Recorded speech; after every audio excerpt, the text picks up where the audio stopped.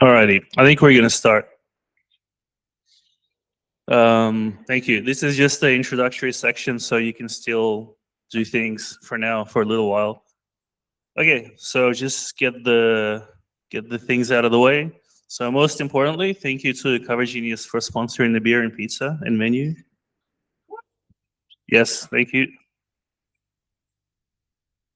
Call for speakers. If you would like to speak at this meetup, we have 3 wonderful speakers today. If you would like to speak later on this year, please let me know. Please use this QR code, which is partially blocked, I just realized.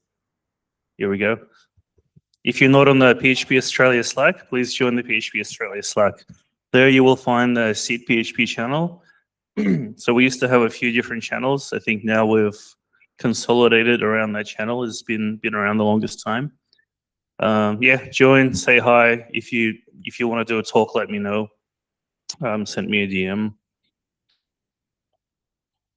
Schedule tonight. So we have 3 talks. They're fairly quick talks, so each one should be like 15-20 minutes, no longer. So what we're gonna do is we're just gonna kind of power through them very, very quickly. We'll just have like a 2-3 minute break between each speaker, and that'll give us more time for networking and drinks at the end. Yes, next meetup. So I really wanted to do a meetup before Easter, because it's just been too long. Next meetup will be hopefully in the middle of May. Hopefully the middle Tuesday of May, which is potentially the 11th of May, maybe. So if you want to do a talk there, please let me know. And otherwise, I will have the RSVPs out soon. So announcements. Yes, we're officially registered with Laravel communities of the meetup. What does that mean? So our meetup appears in the Laravel list of events on the Laravel website, which I suspect is going to be to some degree useful. Yeah, as I said, I removed the other Slack channels for the other meetups, and it's just Seed PHP, just one channel for everybody. Yes, we're moving away from meetup.com. So this will probably be the last meetup that I posted on the Laravel group. I will still keep posting them on the PHP group, which I've renamed to CDEX-PHP, just to follow the new convention. But I think there were like 10 people RSVP through the Laravel meetup group. Is anybody here? It's 10 people. Nobody wants to say. Okay. If you are only in the Laravel group, please join there's a group called PHPxSYD. I really should have put it here in hindsight, but anyway, join the other group, or even better yet, join eventy. Why? Because we're moving to eventy. It's a free platform. The problem with Meetup is it's very expensive and it limits how many meetups you can organize. So please, please sign up to this platform. It's good. I see most people actually have, that's where the majority of RSVPs are, but still, I think there are some people on the old groups. And yeah. So yeah, lastly, obviously we had LaraconEU in November.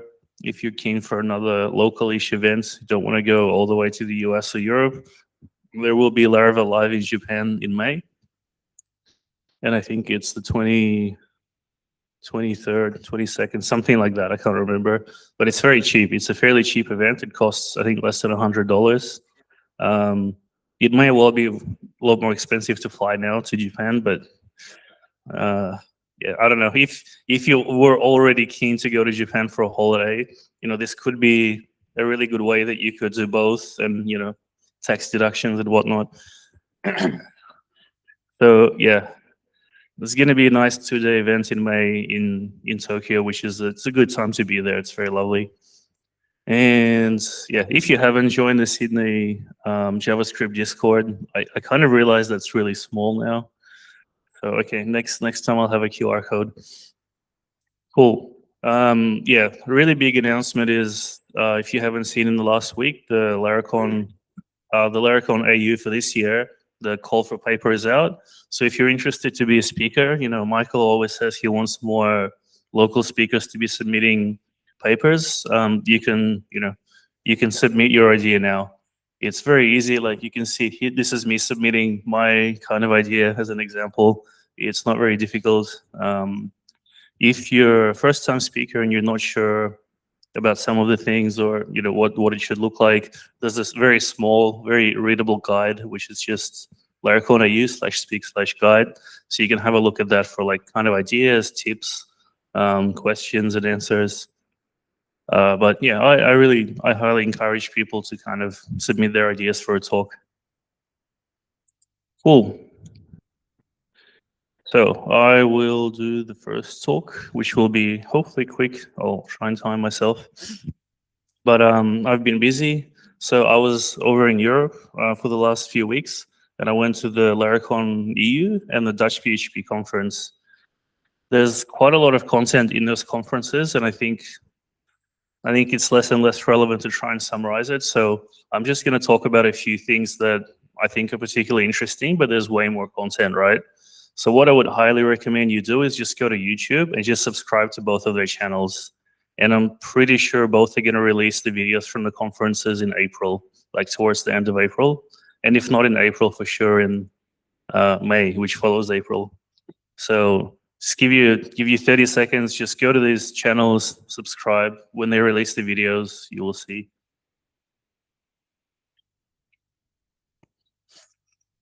The talks at LaraconEU were really good. I thought they were very kind of technical and relevant. And then Dutch PHP conference is even bigger. It's like 4 tracks.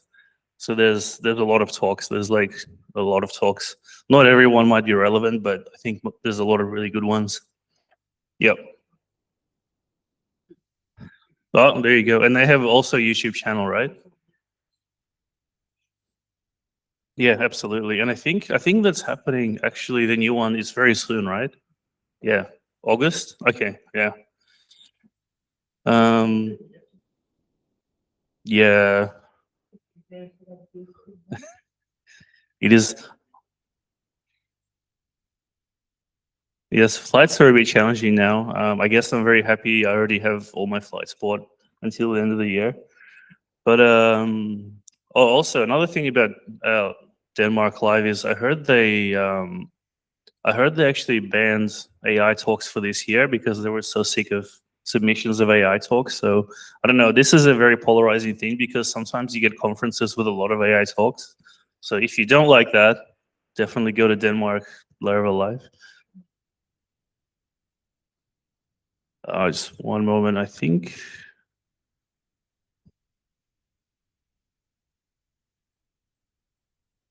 Maybe someone is stuck downstairs. I'm not sure. Oh, yeah. Oh, no. Anyway, they'll message me there. Okay, cool. Yeah, thank you. So also, this is me. So I actually did a talk at the Dutch PHP conference, which is about application analytics. I think I'm getting a little bit chubby around the face, but no, it was a very good talk. I highly recommend you listen to it when it comes out on YouTube. But yeah, look, here's a whole bunch of stuff that I thought would be interesting to talk about, starting with this, right? So it's never been a better time to build stuff. I really believe that. There's increasingly a lot of credits you can get from cloud providers, right? So for example, in our new startup, we have 100,000 AWS credits. We have 100,000 Google Vertex credits, which you can use to run any LLM. And if you're a startup, like, okay, good luck spending that much money. You're probably not going to be able to. So there's a lot of incentives, right? There's a lot of incentives out there. Australia is now the #2 market in the world for VCs investing in AI startups. So there's plenty of opportunities, right? If you're looking for a challenge or a new kind of job opportunities, I can tell you there's a lot of AI native companies that are hiring a lot of people right now. It's probably, I think we have one of the most dynamic tech job markets right now. Like I can tell you in Europe, it's way worse. In the US, I'm not sure. I think they're still doing layoffs over there. And yeah, something which I'll touch on later as well is there was this article a bit earlier this year. Taylor Otwell said basically the same thing in March at LaraconEU, but yeah, Laravel is probably a really good example of a framework for the agentic era, and I'll explain why a bit later. But there's never been a better time to build something in Laravel in particular. And yeah, along that theme, I thought this might be a really good thing to talk about. So native PHP. I think it was released around LaraconEU 2024, like at the end of 2024. I think that's the first time I heard about it, and the author did the talk on it. And at the time, I remember I was very skeptical. What native PHP is it allows you to build mobile apps and also desktop like Electron apps with PHP, right? So you don't have to learn Swift, don't have to learn React Native, don't have to learn anything outside of what you already know. And it's extremely convenient, but at the same time, I think the initial impression is, why would somebody do this? Why would somebody try to learn that? Like, surely that'll be deprecated, or surely it's not going to work, or it's not going to be as performant. So there were a lot of detractors, and I would say, I myself was very skeptical, but it seems like I've been proven wrong. So version 3 was just released in March or February of this year, and they now have like quite a healthy ecosystem around it. They have a starter kit for Laravel 13, so you can actually build a new project and you can, within 5 minutes publish it onto the app stores, right? Now, of course, that doesn't mean that it's going to get approved in 5 minutes, but the point is that you can take it from build to publish very, very easily and quickly. So it really massively lowers the bar. So if you have like an idea for an app or a startup or something, but you've never built a mobile app, I think now, like, legitimately, this is a really, really good way to get started, especially because you don't know, like, if you're building something new, you don't know that it's ever going to get traction. You don't know it's going to be super popular. So it's so easy to build something like a prototype or a V1 with this, even if you might have to rebuild it. Not that I'm saying you have to, but even if you have that mentality that this is not something that's super future-proof, still, it's more than good enough to get something out there, something into the market for people to try. So I have to say, I kind of recommend this now. I think it's really cool. Even I tried it a few weeks ago, and it's surprising how easy it is to get started. Building packages. So there's one talk which was really good. If you're a package author, you've ever contributed to open source packages, I think this is just a really good kind of mentality or mental model you should have, which is the one thing that's always very challenging with any kind of package, any software you build, is how do you allow the consumers to configure it, right? How do you allow them to configure the package to do whatever they want it to do? And there's this whole concept of instructions versus descriptions, right? So instructions tend to change over time as tech kind of moves, and you get new versions of whatever framework or language, or maybe the conventions change.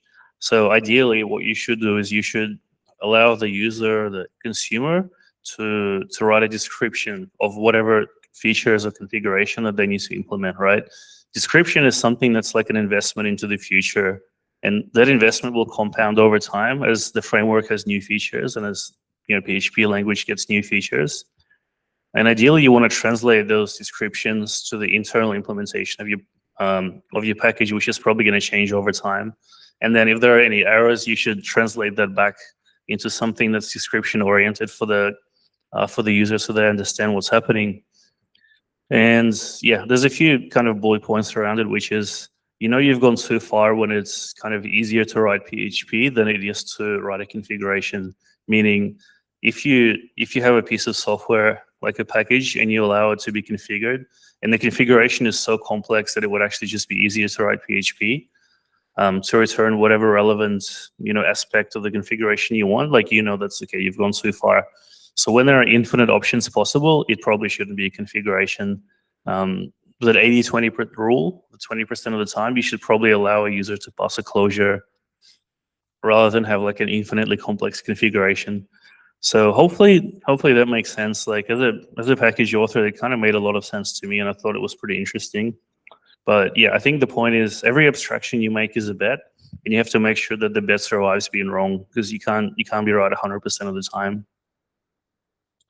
Cool, very short thing on Postgres. I'm a big fan of Postgres. So lately, in the last few years, ClickHouse has been kind of blowing up as a really big time series database, potentially alternative to BigQuery for like time series data. So if you want to try something similar, so Postgres has an extension called Timescale, which is really, really good and really performant, and it's free. It's open source, doesn't cost anything. So that's just a small tidbit. There's also a package which I've seen before called Laravel Postgres Enhanced, and that basically provides like a whole bunch of Postgres features to Laravel, which it doesn't have by default because it tries to be database agnostic. And yeah, finally, PlanetScale. So I've seen them as a sponsor of some events, and they're actually really, really cool service.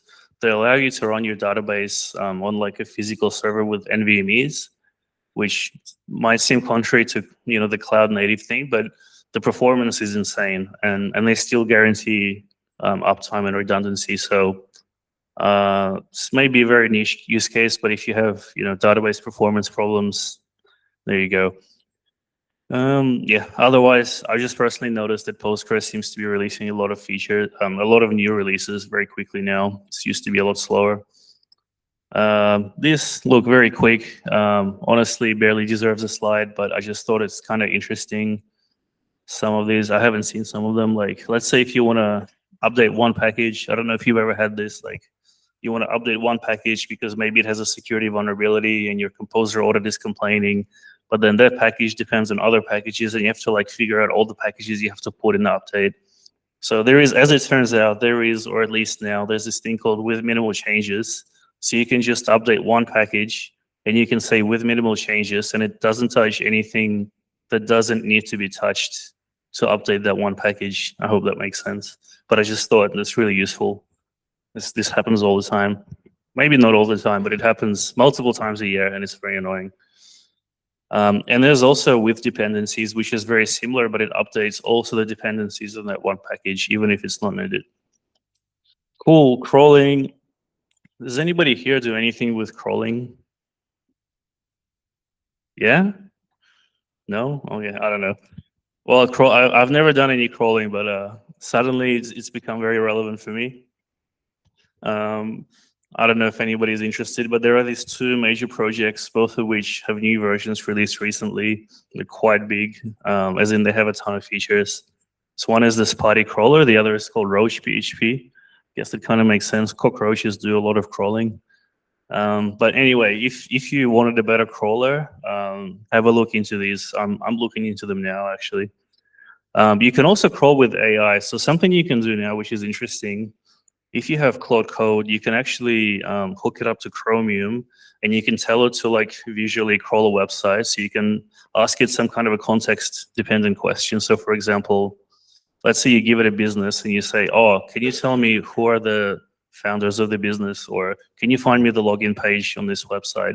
So you can do all of these like visually contextual things, which is quite different to like text-based crawlers. So if that is something you're interested with, give it a go. Cool. Yeah. What if an AI wants to crawl your website? So this is another thing that's kind of interesting, which is, back in the really early days of the web, you might be exposing like HTML to your consumers, and then at some point, people started exposing like an API JSON endpoint. Now you're gonna have LLMs, or not LLMs, I guess, but the AI companies crawling your website, but sometimes it could be an LLM crawling your website in real time. And then the question is, what is the best way to serve your content to them if you do want to serve your content to them? So now there's a whole bunch of packages, like there's this Spotty package called Laravel Markdown Response, which basically is a middleware, which makes Laravel serve any content in Markdown instead of JSON, right? So imagine you have a JSON API, which is, I think, very common, and you want to convert that to Markdown on the fly. And why might you want to do that? Well, basically the reason is that it's going to use up a lot less tokens, and it's probably going to use up a lot less content in terms of what you're transferring. So yeah, I'm not sure whether it's now considered best practice to do this or not, but I think it's definitely something that's becoming very relevant. So just, I don't know, keep it in mind. If you have any publicly available endpoints. Front-end stuff. So how are we going? Good for time. All right, front-end stuff. Not too much. V8 was released. New RAS bundler, 30 times faster. Just a really, really small thing, but I finally learned that there's a way that you can lock into a certain node version with Node Version Manager on a per project basis by having your NVMRC file. And my whole life I didn't know about this, but now I know. If you do any front-end development, I'm sure you'll find it very useful. And then there's also this new project called Blaze, which is basically a super high performance Blade compiler. So if you happen to work a lot with Blade templates, I initially thought this was not very useful for me, but then I realized I'm now generating a lot of PDFs which are in Blade. So I thought, oh, actually, it is very relevant. So if you need to compile Blade very quickly, use this project. It's a very new project. Cool. Security scanner built for Laravel. This is another new project I found. So if you ever use something like SonarQube, which I think was used in CG at a period of time, you would find that it's very, very bad for like Laravel as a framework, or I would suspect any framework. So there's like a Laravel native security scanner, which actually understands, I guess, Laravel conventions and features, and it can scan your project for security vulnerabilities, specifically Laravel projects. And it's a free, it's open source GitHub project, and it's called Laravel Award. So have a try of it. You could potentially, I'm sure, hook it up to your CI/CD pipelines. Quick bonus, 3 quick projects which you can also consider. So Nylon PSR7. So this is basically it's kind of not a replacement, but it's an alternative to Guzzle. It's extremely lightweight and it's extremely fast, right? So again, if you're doing a lot of crawling, yeah, something like that is going to be useful. And then there's these 2 relatively new, I think, tools, DeepTrack and PHP Architect. Does anybody use this? Okay, perfect. That's why we're here. So basically, these tools, they're kind of, I think they're new just because I haven't heard of them. But they're more than static code analysis tools. They're basically architecture analysis / review tools where you can describe the architecture of your project and you can enforce that using these tools, right? So it goes beyond any kind of linting or static analysis. It's actually for architecture review. And one reason why it might be really useful, especially now, is because with AI, you're going to have AI agents generating a lot of code. Of course, you can try and ensure some kind of conventions with instructions files, but ultimately it might not be 100%. So if you use this project, especially in a large code base, you can actually ensure architecture and design compliance against whatever you set as a standard. Sweet. All right. Last 5 minutes, really quick. So a few slides on AI. AI guidelines. This was very surprising, but it seems like there's a lot of debate around whether there should be any guidelines at all. Who here is using AI guidelines? Yeah. Who here is even using any agentic code generation? And of those people, who is not using guidelines? Okay. Well, that's about what I expected. 1 person maybe. Yeah. So anyway, so the debate goes, as AI models improve or LLM models improve, they should be able to infer more context in your project, and you shouldn't need to use as much guidelines. That's the theory, or that's the argument. I'm not saying it's valid, but that's the argument. I think one thing is, yeah, LLMs, they don't really understand your architecture or code base. That's not what they're designed to do. And then it's a conversation on context engineering over prompt engineering. You're kind of doing prompts, but you still need to provide LLMs with some kind of context. And a good analogy here is that prompt is kind of like steering a car on a highway, and context is like building the road of the highway. So what's an example of poor context is, I'm sure everybody has this, like, oh, use Laravel best practices, right? Put that in your instructions file, but what does that actually mean? What's the best practice? Who determines that? Does it change over time? Maybe, probably. So that is an example of poor context to provide in an instructions file. It leads to guessing and inconsistent results. So one model may have a certain result, different model may have a different result, because it's trained on slightly different data set. What's a much better context is something that's sort of more concrete. So for example, you might say, all post and patch requests which have over 10 validation rules must use a form request file to encapsulate those rules, right? So that's like a very concrete convention that you've picked and you've informed the AI. And yeah, so a lot of this as well, like the first point, should we have an instructions file? There was a, I can't remember if it was a study or a research paper, but it was basically Python focused. And they said that maybe 100 to 150 instructions is too many, or there should be no instructions files. But I think really important point here, which people point out, is that the Python frameworks, they're very different to Laravel. Like in particular, not only Python, like you can say the same thing about Ruby or Go.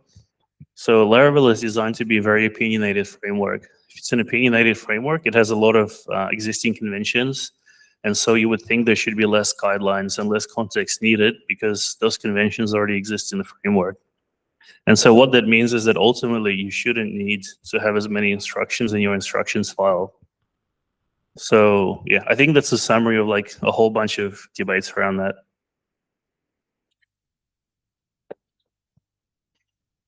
Cool. Just a summary of Taylor Otwell's presentation. So I guess reaffirming what was my first slide, which is he feels like Laravel is well positioned for the agentic age.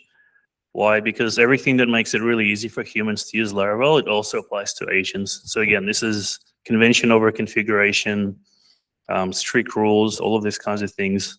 So clear structure conventions and opinions, they make it really easy to generate consistent code. And Laravel is built to ship fast. We want to ship fast with AI. That's kind of the whole point. Another thing he said is that and I think this is the kind of trend that instead of having a big instructions file, you can instead have skills for very specific things, right? So you can have, for example, an API skills file, Tailwind skills file, MCP skills file. You can have like a skills file per module or per domain or whatever else. And Laravel Boost can generate this as well. Otherwise, yeah, Laravel passkey is coming to Laravel Fortify, which I think is long overdue. The AI SDK for Laravel has been released, which I'll discuss on the last slide, which is very soon. And then, yeah, lastly, this is kind of interesting. So Nightwatch now has an MCP, which you can hook into your AI agent to fix issues that come up on Nightwatch, right? So, and I've seen a few different iterations of this, like not even Laravel specific, but the point is you have some kind of a debugging SaaS product. So it might be Sentry, for example, right? Might be something else, might be Datadog or New Relic. And they seemingly all are moving towards providing an MCP server that you can hook into your whatever Claude code, whatever you're using. And then you basically have an automated loop where you're fixing any kind of bugs that come up. So this is obviously like a very logical way to, that the industry should be heading in, because it automates the whole loop from bug to deployment of the fix. And I think it also means if you have any kind of like a developer-oriented SaaS product, and if you don't have an MCP, you're probably going to be left behind in the market. Okay, agentic-friendly application architecture. So what do you need to do to make your application agentic-friendly? There's just a few simple things. So again, abstractions, modules, interfaces, build your application like a puzzle piece. You don't want to have to feed the whole application context into the LLM. If you can feed the context of one, let's say, domain, it's going to be much easier. It's going to cost less as well. Ideally, each domain or module should have its own skill file where you kind of set out how to play with that one module. And yeah, some useful things to put in the agents file. So this is your global instructions, application purpose and goals. I think it's not a bad idea. Terminology specific to the business or application.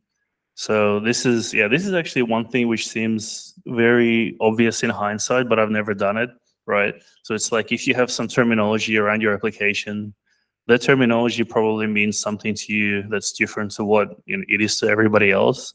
And of course, the AI can't really guess or infer that, not easily anyway. So that's actually, I think it's low-key a very good piece of advice, which again is very obvious, but I don't know how many people do it. I've never done it. And yeah, log text stack versions as well.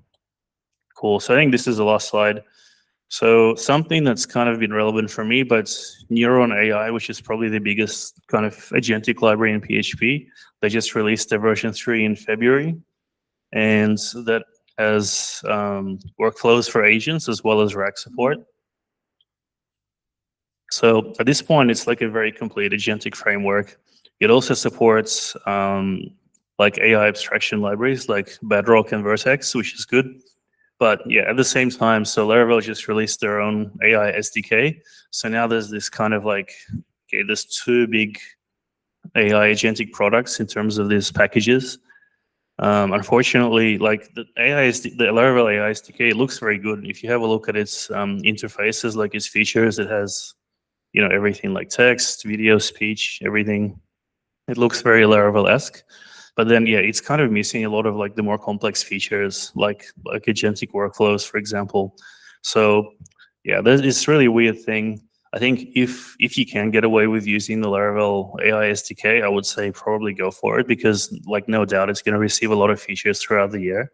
But if you want the most complete framework, I would still say Neuron AI is better for now, which is, yeah, it's an interesting divide, but nevertheless. Cool. That's everything I have, guys. Thank you. And next is Dan, I think. Yep. So again, we're gonna have like literally a 1-minute break. So ideally don't go anywhere, but maybe you can grab some more beer or pizza.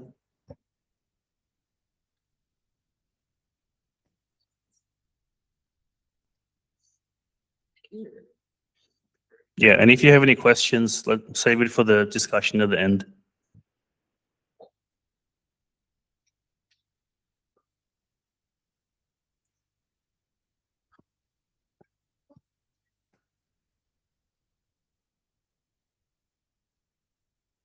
Oh, you know what? I'm still presenting.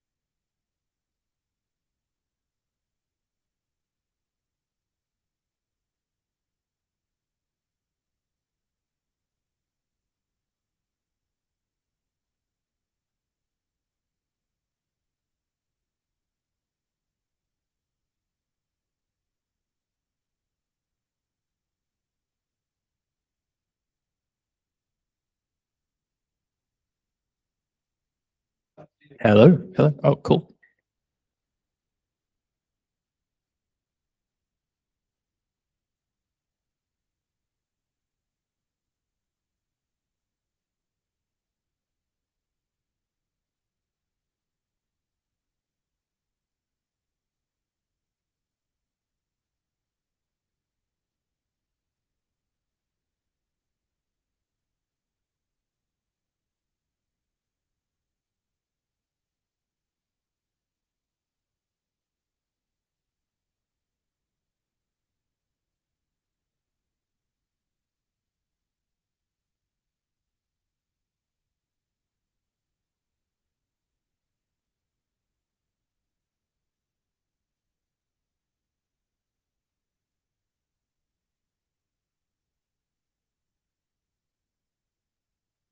All right. Are we ready to get started?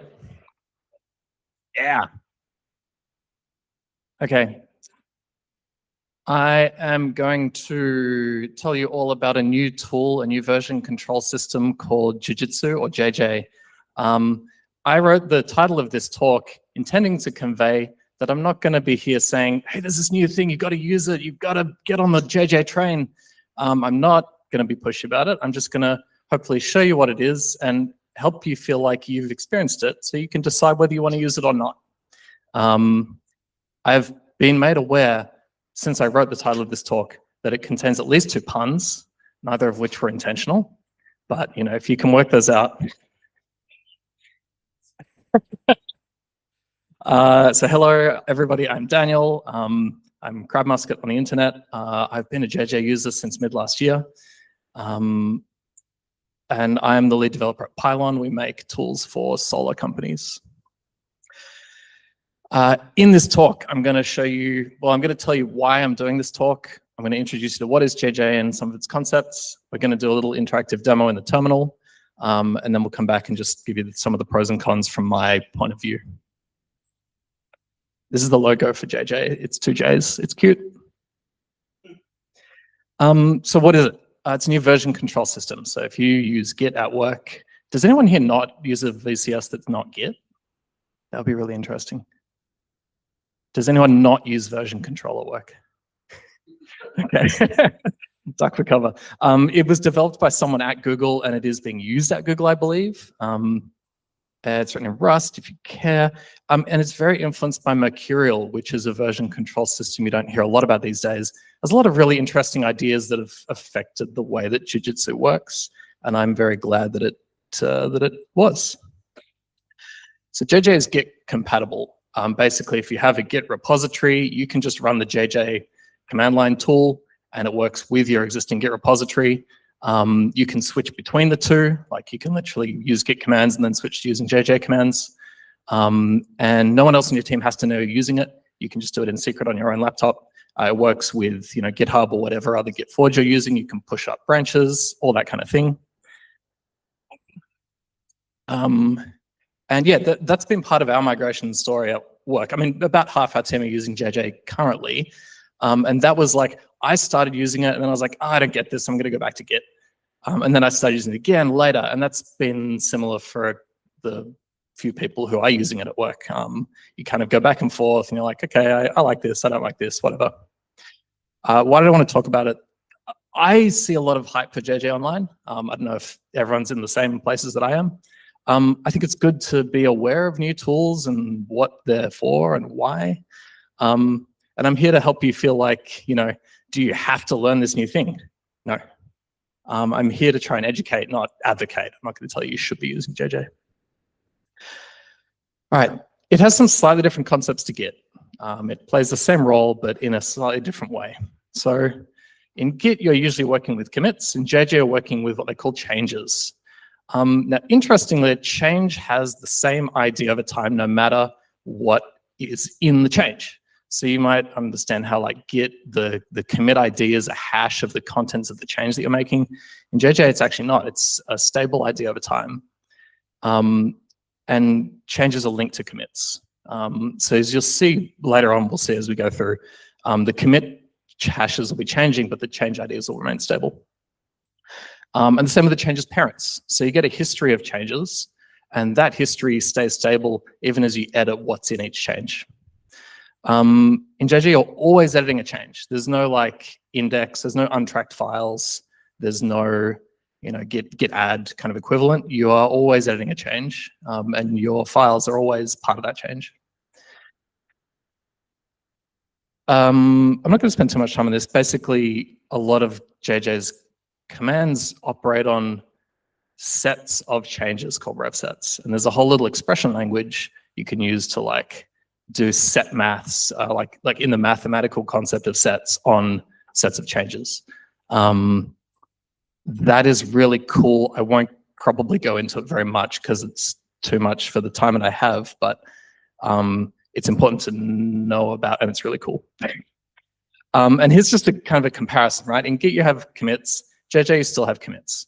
They're still there. In Git, when you have the index, when you git add your changes, when you're staging, JJ doesn't have that. It just has whatever change you're currently editing. Git has branches. JJ has bookmarks, similar but slightly different. And again, if you're using Git work trees, I know that's become a popular thing to do with AI tools. JJ has workspaces, which I've tinkered with a little bit, and they're quite good. They don't have some of the limitations that Git work trees have, but that doesn't mean you have to use JJ. All right. Let me see if I can prop this microphone up so I can type. This is going to go badly. All right, can you still hear me? Yeah. Great. Sorry. That's probably a better idea. I just talk, is that all right? Yeah. That's a really good point. Yeah, yeah. All right. We'll engineer it. All right. I'm just gonna worry it's gonna like if I type. All right. I'm gonna start with a fresh repository. So I'm just gonna do a JJ get init, and if I list, if I list all my files, you'll see I have a .git directory, which you would expect, and I also have a .jj directory. And if I do a git status, I'm on a branch. I don't have any commits. Blah blah blah. Nothing's going on. So I'm just gonna like create some files to work with. So I'm gonna create like a readme.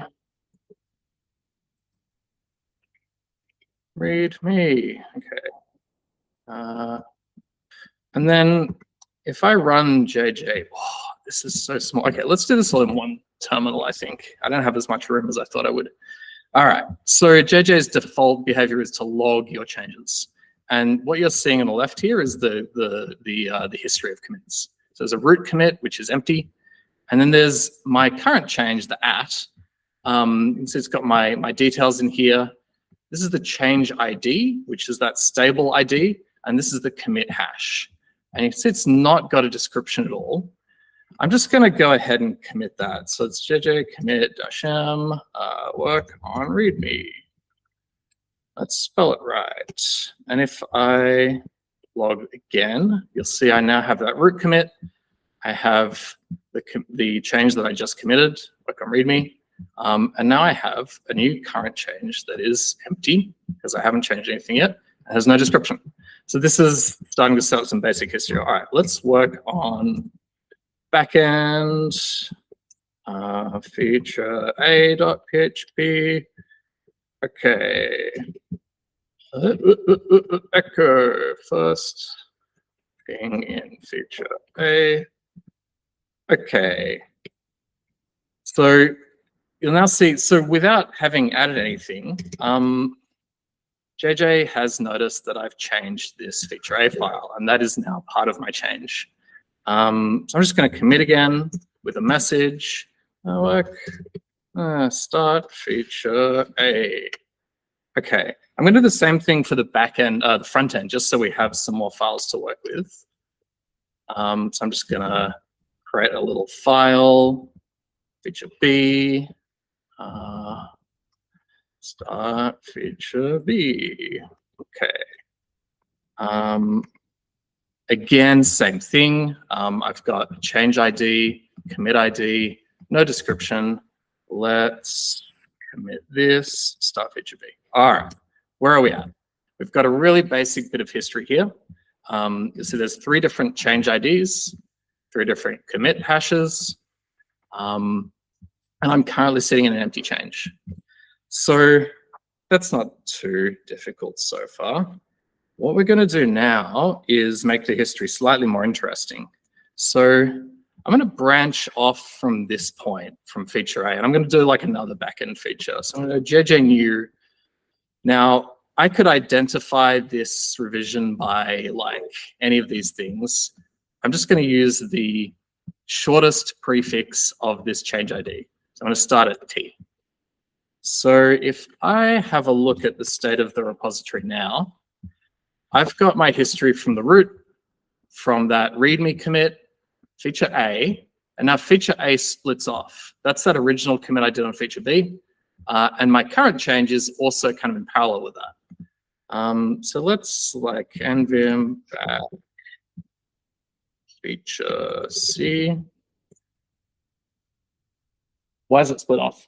Oh, right. So when I ran JJ-new and with the change ID that I want to start from, that's kind of just starting a new change on top of that other one. So I could start as many new changes as I want from the same point in history.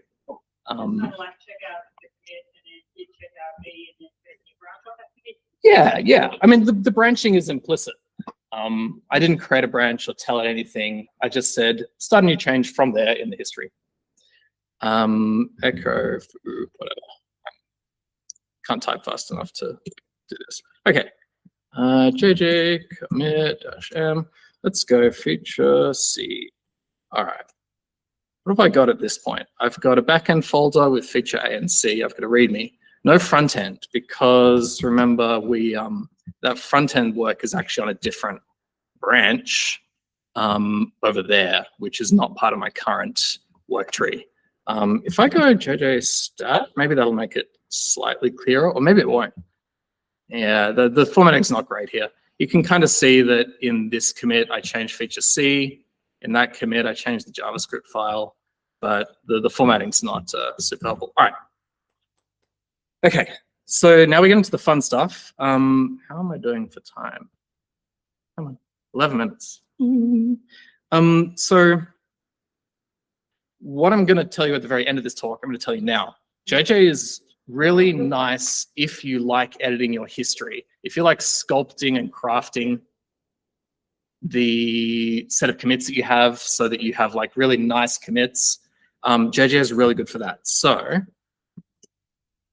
what I'm going to do is say, actually, maybe I didn't want a separate branch. Maybe I wanted this history to all be linear. Maybe I want to put all this stuff like right in one line. So what I'm going to do is I'm going to rebase. So I'm going to JJ rebase, revision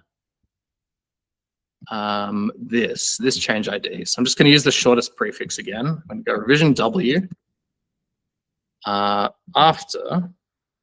Actually, no. Let's actually use source W.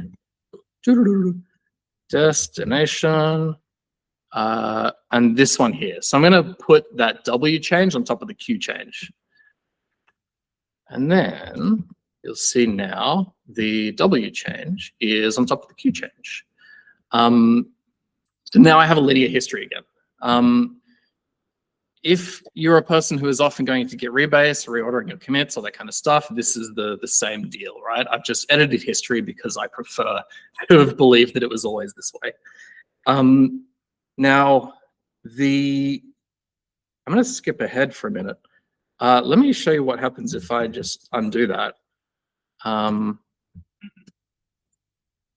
Now I'm back where we were actually before I did that. So say I did a bad rebase. I don't know if any of you have done a bad rebase before and you're just like, what the heck happened? Why are there all these conflicts? You can just undo, and that's really helpful. I do that all the time. I'm not going to show you an example of a conflict because I can't create one of those in my head right now. But it's there, and I'm going to redo that actually. Okay, now we have our linear history again.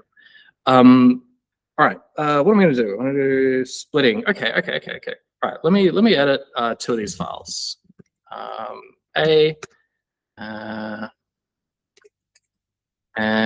let's do the front end. Go work on. Okay, so let's diff. So I've got two changes, right? I changed the word in the A file and the word in the B file.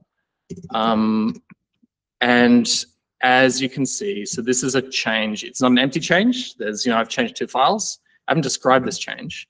And I think, I did all this stuff in my, working in my current change. Actually, I want to make this into two different changes so that the history is nicer.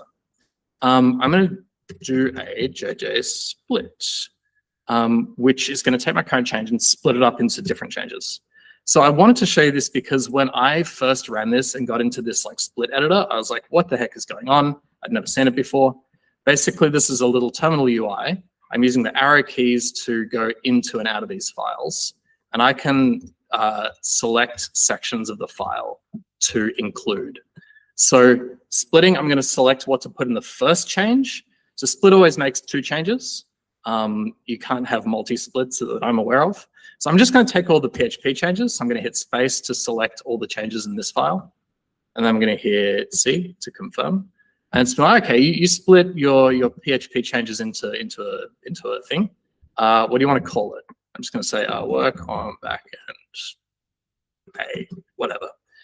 And now you'll see that commit has just been split out behind my current change. If I stat that again, you'll see that work on backend A, which we just did, editing the feature A, and then my current change, which is currently undescribed, is where the JavaScript changes have stayed. So it's like you add -p in a way that you're actually selecting which lines you want to.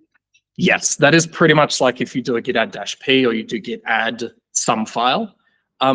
When you're working with JJ, often what you're doing is you are treating your current change as the what's it called? Just your working copy would before you add things, and then you're splitting them out as you are happy with the diffs. But there's a bunch of workflows you can do. Okay, what was I going to do? Oh yeah, squash. Okay, if I squash this, squash is going to take all my current changes and squash them into the last change. So now, yeah, so this didn't change the description actually. Let's see what it does if I describe this.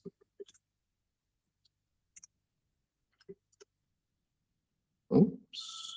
Can I do that? Yes, okay. Okay, so we have a description here now, and I have, this is my JavaScript change. If I squash this, here we go. So it's like which description, you've got two descriptions here. What do you want to keep? Work on backend and also front end. I can just get rid of that. And now I have again my linear history stat. Oops, that's an option. There's that change. Backend and also front end was the squashed description. That's all the changes. Okay. Moving to the end of this, oh, yeah, I've showed you what to do. I'm going to show you absorb. So again, let's edit feature B. Oh, what did I call it? C. Okay, echo bar.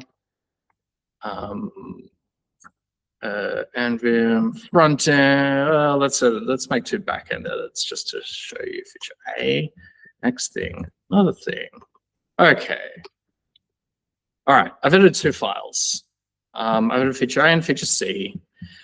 And maybe I think, you know what? I'm working on a pull request and like I've split it up into a few different changes. Maybe I've got a change that's working on feature A, a change that's working on feature C because that's how I want the history to go. And I just did like, I ran the formatter or something and it's edited a bunch of different files. What does my history look like right now? Okay, I have a change. It's not described. This is where my current changes are. I have like a feature A change down here, feature C change up here. You know what? What if I make a new tab? JJ. Okay, cool. I'm going to switch back between this. Okay. Whoa, okay, let the magic commence. JJ absorb. This is something I think that was very Mercurial inspired. What it's going to do is look at all my current changes and just work out where it can stuff them in the history so that my current change is empty. So it's going to go each line and be like, where did you last edit that line? I'm just going to squash into that. I think so, yes. I tried to learn that, and I think there is like a git absorb that's either being worked on or someone's made a plugin or something. You can do it in Git, but I could never really figure out how to do it. So what this is telling me is it's put some changes in this, like this change, and it's put some changes in this change. And if I JJ again, you'll see now my current change is empty. And the reason why I wanted this second tab is you can see the commit hashes have changed, right? So this B2D has stayed the same because nothing touched anything back further back there. But this feature C commit hash changed. So that's become 2F instead of 5F. And then this one also changed. So that's because, again, I edited the actual contents of what's in the change. But on the left-hand side, you can see the JJ change IDs have stayed the same. It's kind of like a multi-commit Git command. Yes, yes. So when I was using Git, I would sometimes do, I would like split a commit into multiple parts, interactive rebase, and like do the whole like reorder them and then be like squash this commit into its parent, squash that commit into its parent. This just does it for you, which is nice. Okay, I'm at 20 minutes, but I've only got like 1-2 more slides. Okay, pros of JJ. You can sculpt your history. So if you are a person who really likes having clean commit history, this will help you do it more easily. You can burn yourself. Like we have had issues at work where we edited the history a little bit too freely.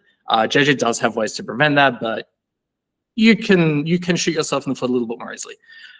We've found that when we want to play with like a stacking PRs workflow, this ability to edit the whole history of like 3 different PRs with 4 commits in them each makes it really easy. And JJ Undo is a huge pro. I love that. I'm very blasé about refactoring things, and then I get a conflict. I'm like, oh, undo. I guess that wasn't what I wanted to do after all. Now the cons, you do have more IDs. Like you have change IDs, commit IDs. Some of these concepts get a bit confusing. It's weird because JJ has fewer concepts than Git without like the index and some other stuff. But it's weird. It's a mental model that maybe either you gel with or you don't. It's a small ecosystem. You get less help. There are less tools. There are GUI tools, but I don't think, it certainly doesn't sound like they're as good as what you get with Git. And I found that, so JJ can get into a situation where actually one change ID is associated with more than one commit hash. And I don't understand why still. It's weird. You can fix it pretty easily, but it's weird that it keeps happening.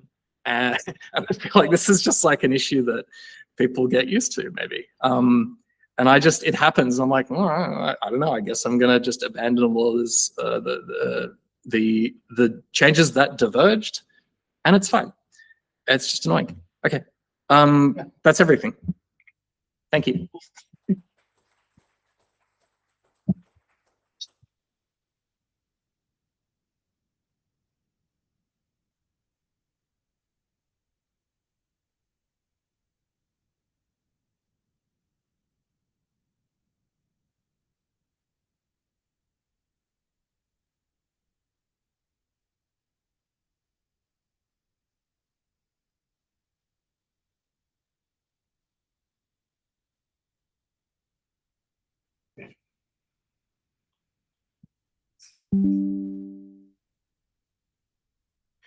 Hey, hey, how are we doing? Feels a little bit reverby. It's okay. All right. I'm Nigel, and I'm going to talk to you about MSSQL Server. Feels like a disease when you say it that way. Microsoft SQL Server. So it's a database, as I'm sure you're no doubt aware. Its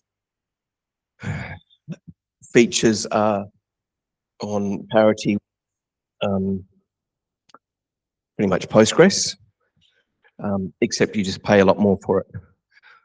Stop folding back over there. So yeah, the licenses are insane. I have heard some numbers. I thankfully don't have to deal with that. But the reason I'm talking about this is because I've recently started a role where I walk in the door. I did know this before I walked in the door, and I happily walked in the door. They're basically Microsoft all the way down and SQL Server. So I said, oh, that's cool. I know Laravel works with SQL Server, so happy days. So that's the background. So here are some assumptions. No, sorry, this is where we're going. We're going to make some assumptions. We're going to talk about installing. We're going to have some things to note. And I'm going to talk about some future thoughts of how we could work with Laravel and maybe make it better. So the assumptions are that Windows will be involved somewhere. Not necessarily, because SQL Server does install onto Linux and runs under Linux. I'm slowly working Linux into this very Microsoft-centric company. That's okay, that's good. We can do Docker and also assume Hyper-V virtual machines, but that's just fancy Microsoft virtual machines. They can be other virtual machines. So that's kind of what we're working with. And this all comes to you sponsored by a good dose of It Depends. So, you know, I'm not advocating for SQL Server in any particular context. I'm just really, this is now my lot in life for the next couple of years. And so whether it's good for you, right for you, or whatever. It probably just is good that we give it a little bit of song and dance so that when Microsoft comes to a new version of PHP, they update the drivers for us nice and quickly.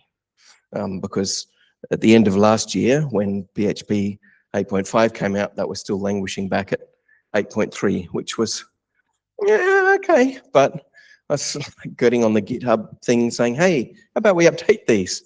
And thankfully, a project manager turned up and it's now been updated for PHP 4 and PHP 5, which is very exciting. Okay, so this is a whole lot of text. So what I've got, let me see if I can chew this.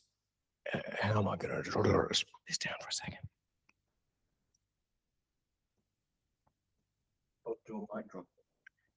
Let's see if that goes up there. Oh.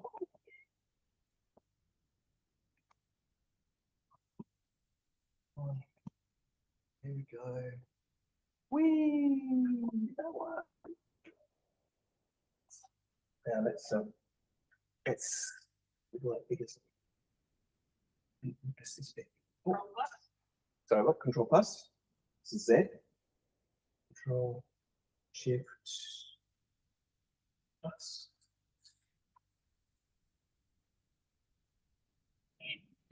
Where's there? Here we go. Anyone read that at the back? Anyone at the back who's paying attention? Okay, big enough. So this is basically my fancy install script. So this will take a, assuming like an Ubuntu type box or WSL, and get it ready for you to run. Or by the time it runs, it will have SQL Server and PHP on it. So we define a version at the top. Really, I mean, this teaching cooks to make a stew, really, but there are just a few little bits and pieces that I want to point out, and mostly this starts here. You need the ODBC driver, at least, and the SQL command is basically your CLI command, like PSQL or the MySQL command. So that is nice to have, and you need to install the Microsoft ODBC driver before you get to the pecl installing the PHP driver bits, otherwise that'll crash and burn. Okay, so that's just install those bits. There is a gist. This file is a gist that I will link, that is linked in the I was going to say show notes. I've been listening to too many podcasts in the PowerPoint. So I'll distribute that. Nginx, don't need to really tell you how to do that.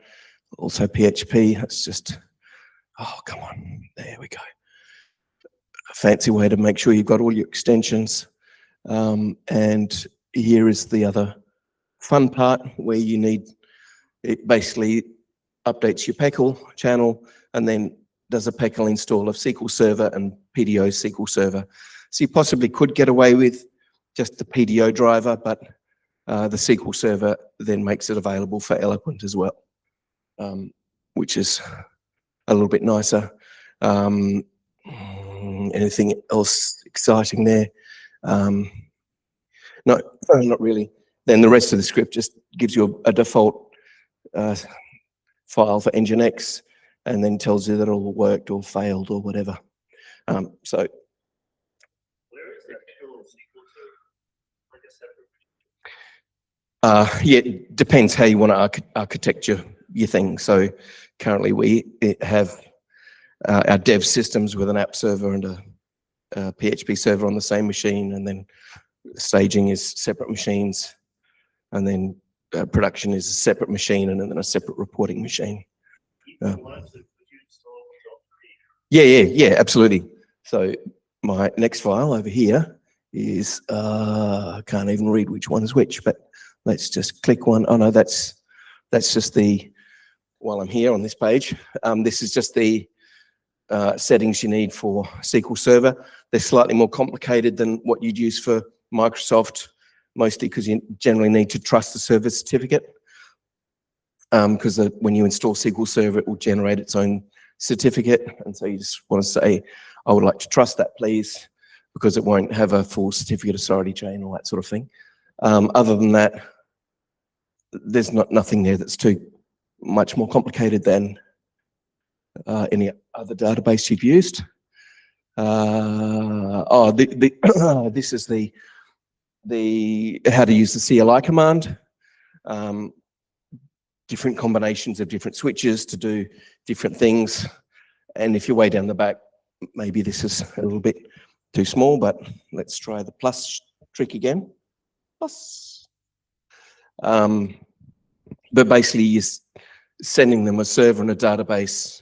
Sometimes if you install, you can give your server an instance name, so it's not just on the server, but there's an instance of SQL Server, which even though I decided to do that myself, I've still tripped over it by not supplying that.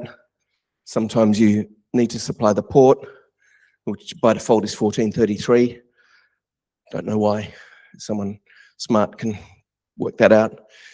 You can, this guy with a -e, connect with a Windows user, which is handy if you've got, I think they call it Entrata now, which is basically your, correct, thank you. It's rebranding Active Directory.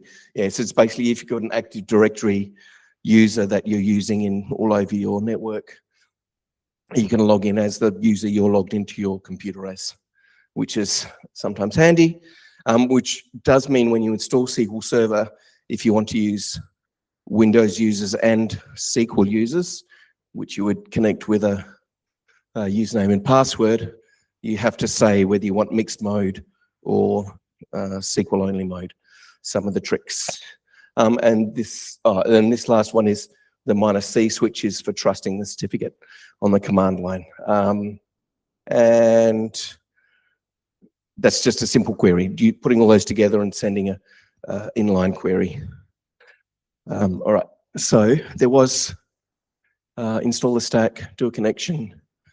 There is Docker, yes, Docker compose, that one there.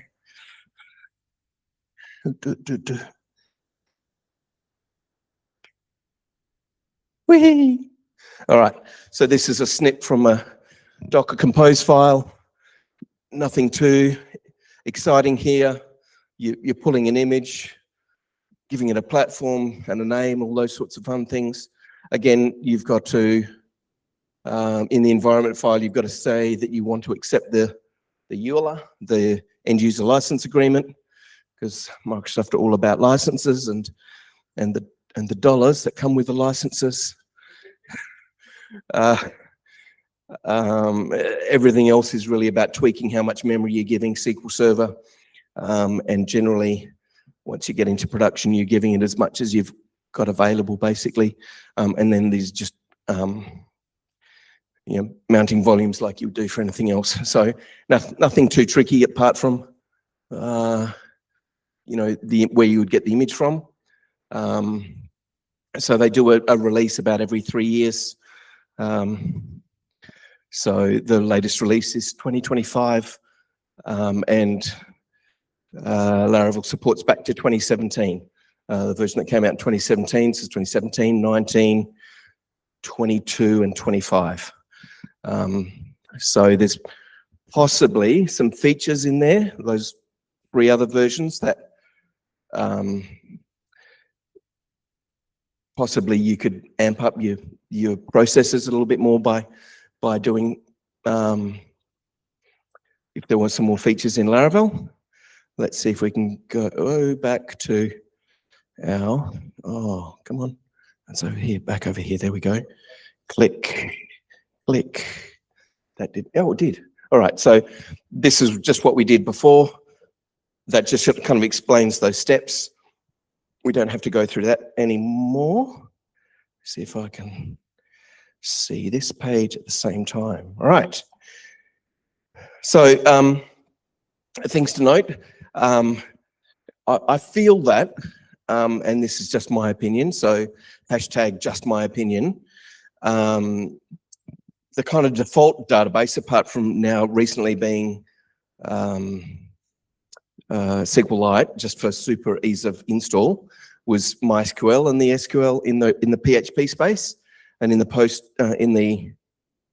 Python space it would be Postgres. They kind of seem to go together as two kind of sets for some reason, and I feel like my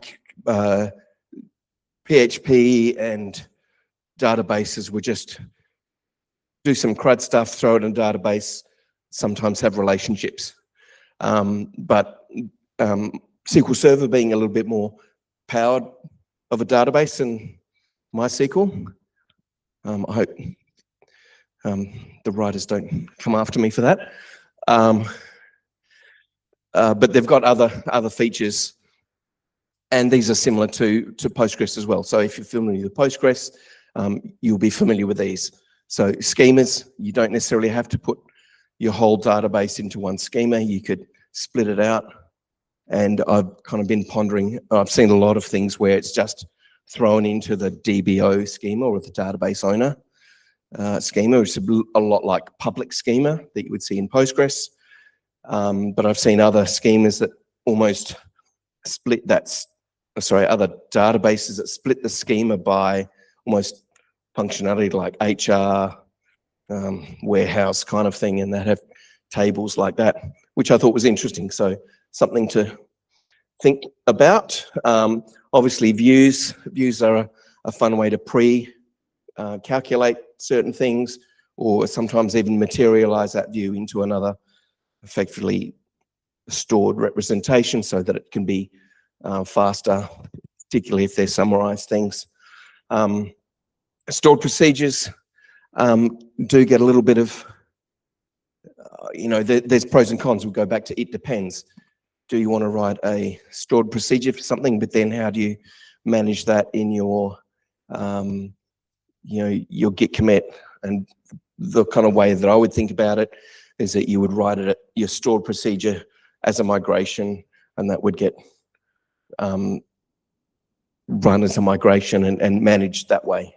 And common table expressions, which are just fun things, a little bit like subqueries, but you write them before your main query and they can be processed a little bit easier.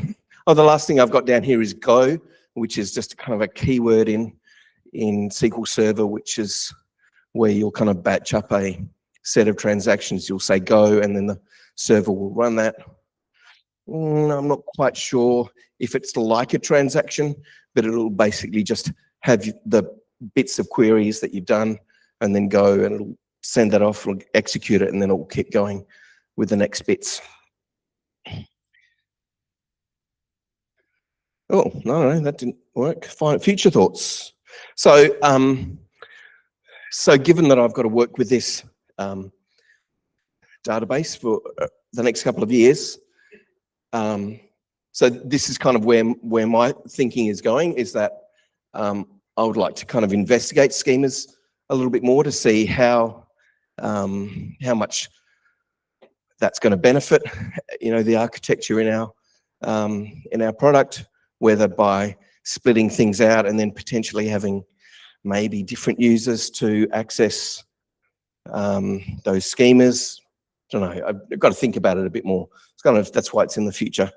Vectors are obviously very exciting. There was something I saw released the other day for Postgres and Laravel adding. Sorry. Correct. Yeah. Well, there's pgvector, but they've put something into Laravel to be able to access the vectors a little bit more easily. And then I'm not sure how many of you guys know about columnar database. It's always a fun word to say, but it's basically storing your data effectively as a column rather than a row. And so it's very familiar feature in analytic databases like ClickHouse, which is what Nightwatch is built on. So MySQL has these features. It basically means that you can, if you've got a, let's say an integer field attribute, and it's stored as a columnar field, it can compress a whole lot more rather than just having, you know, an integer in each row. It can compress it down by some very fancy mathematics and clever SQL database stuff that's way beyond me. But it just means you can basically make your analytical tables smaller and therefore faster. So that's kind of just what I'm thinking about of how I might get more oomph out of using SQL Server. I'm happy to chat with some questions, but other than that, thank you very much for having me, and eat more pizza and drink all Cover Genius's beer. Thank you very much.